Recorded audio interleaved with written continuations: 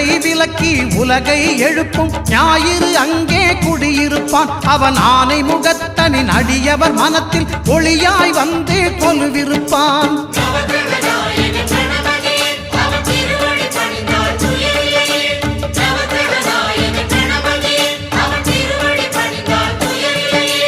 ஒன்பது கோளும் ஒன்றாய் காண அங்கு கற்பகம் என்னும் கடவுளின் மெய்யில்